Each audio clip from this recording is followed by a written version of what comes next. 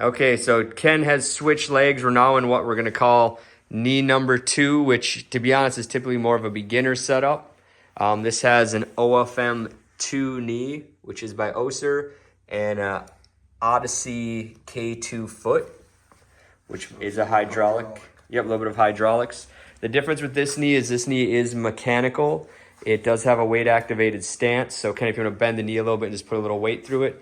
So if he bends the knee and he still weights it, it will lock, but there's no hydraulics or anything. So this is more of your beginner knee and foot setup. All right, Ken, when you're ready, you can do some walking.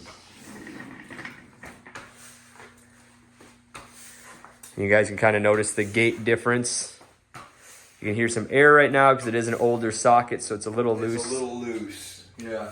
So it kind of like, it shimmies just a little bit. So unfortunately, should have brought a sock to put in there, but it's okay. But it doesn't, it's still a very functional knee. I enjoy using it. And again, I can do the same thing with this knee that I can do with all of them.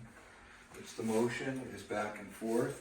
It's getting over the top of that prosthesis and moving. Same with back and forth.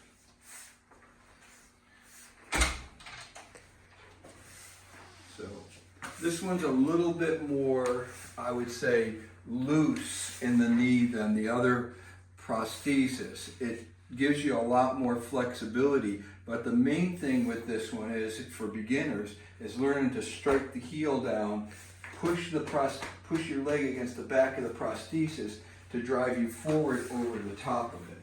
And that's the key, is getting over the top of the prosthesis.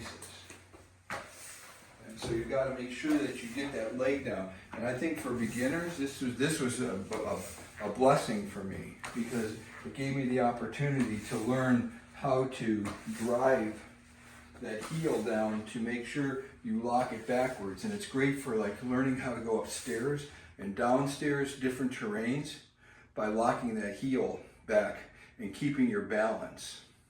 So going up a ramp like this here, if you want to even go up with this foot first, plant the foot and drive through it, and you go right on up. Same with going backwards. You can do it backwards as well too. And you just kind of follow it down. As long as you put the weight on it, it's not going to collapse. I like this one for doing mechanical things around the house. This one's great for, I do my gardening, my lawn, I do wash my vehicles. This is the one I put on and go outside to work with. All right, and then one just reminder with when you saw Ken sit down is this knee is weight activated, so in order for him to actually sit down, he has to take all the weight off and use his good leg to sit. All right, that is knee 2.